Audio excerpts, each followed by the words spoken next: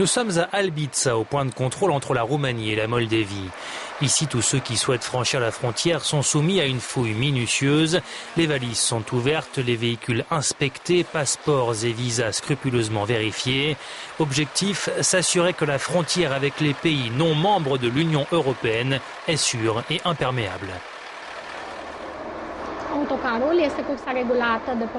Ce car se dirige vers le Portugal.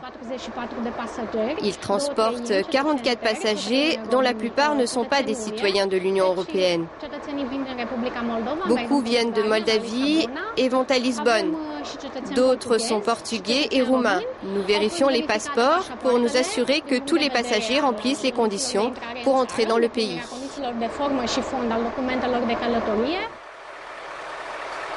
La Roumanie a dépensé 1 milliard d'euros pour renforcer la surveillance de ses frontières.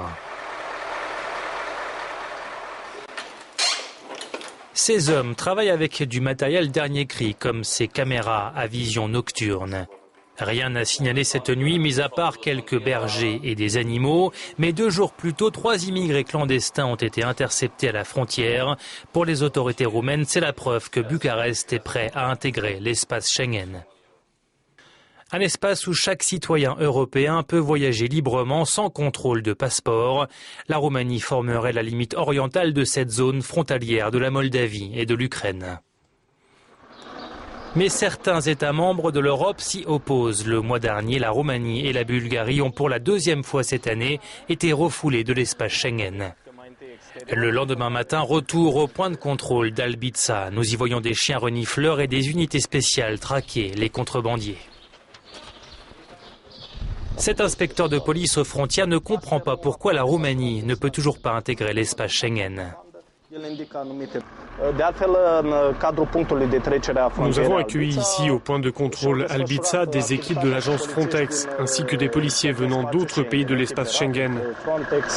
Ils nous ont félicités pour notre travail.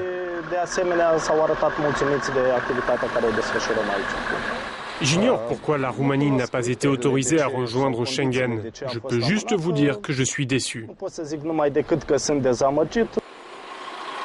Déception, frustration.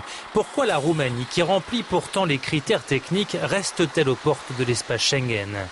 Les gouvernements hollandais et finlandais soulignent que Bucarest n'a pas fait assez pour lutter contre la corruption et le crime organisé et qu'elle doit redoubler d'efforts pour sécuriser ses frontières. Des critiques injustes pour le directeur de l'unité roumaine de lutte contre la corruption. La lutte contre la corruption vient d'être ajoutée à la liste des conditions requises pour intégrer Schengen. C'est donc une condition nouvelle pour les candidats à Schengen. Ceux qui sont déjà dans la zone n'ont pas eu à la remplir. Et la question n'avait pas été soulevée non plus quand la Roumanie a adhéré à l'Union européenne. Nous devions seulement remplir des critères techniques. J'estime que les règles doivent être établies au début de la partie et non pas en plein milieu. C'est injuste.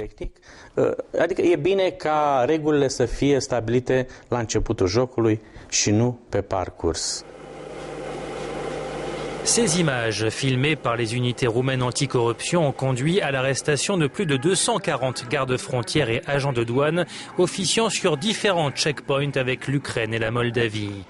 Les auteurs du coup de filet y voient la preuve de l'efficacité du travail de surveillance réalisé aux frontières. Mais pour le chef de la police roumaine, les résultats dans le domaine de la lutte contre la corruption demeurent insuffisants.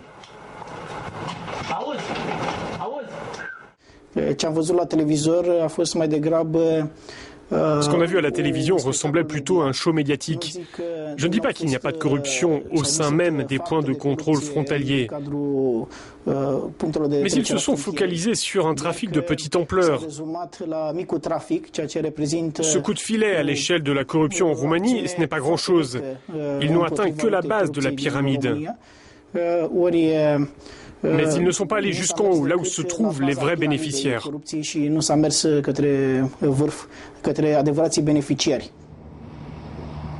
La Roumanie est avec la Bulgarie le pays le plus pauvre de l'Union européenne. Et pour beaucoup, corruption et pauvreté sont liées dans un cercle vicieux. En 2007, quand Bucarest et Sofia ont intégré l'Union européenne, des promesses ont été faites pour mettre en œuvre des réformes judiciaires et institutionnelles. 4 ans plus tard, aucune de ces réformes n'a été conduite à son terme.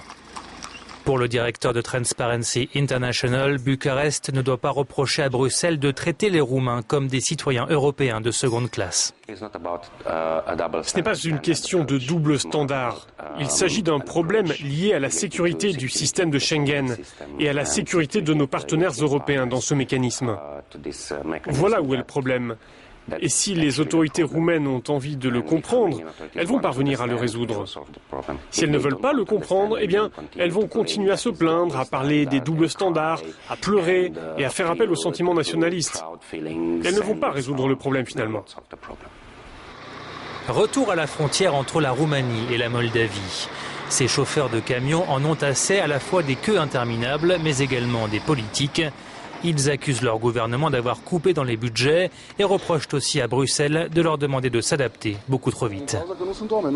Il n'y a pas assez de personnel, il n'y a que 2 douaniers pour toutes ces voitures. Le président Băsescu a supprimé des postes et j'ai cru comprendre qu'il comptait en supprimer davantage. Si ça continue comme ça, les queues iront jusqu'à la frontière de l'Ouest.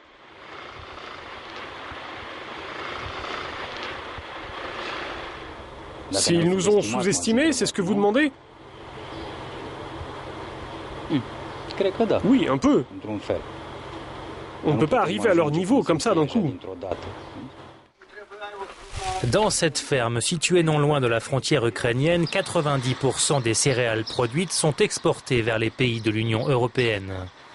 Ovidiu Portariuc a créé cette entreprise prospère en partie grâce au financement de l'Europe. Ne pas faire partie de l'espace Schengen signifie pour lui davantage d'heures d'attente à la frontière avec parfois une augmentation de 30% des coûts de livraison. Il demande à son gouvernement ainsi qu'aux autres États membres d'arrêter d'utiliser Schengen comme un outil politique. C'est frustrant car on a fait beaucoup d'efforts. Je sais que notre pays a fait certains efforts sur ce point. Et aujourd'hui, on ne voit pas les résultats.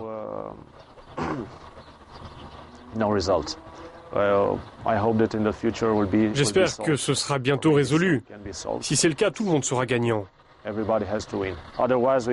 Sinon, on voit ça comme des doubles standards.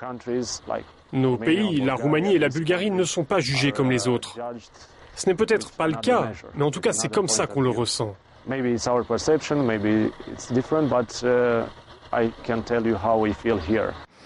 Au sein de l'Union, des discussions sont en cours pour tenter d'arriver à un compromis. Ouverture des frontières aériennes dans un premier temps, puis ouverture des frontières terrestres probablement d'ici 2013. Un signe d'espoir pour la Roumanie qui espère voir un jour ces barrières définitivement levées.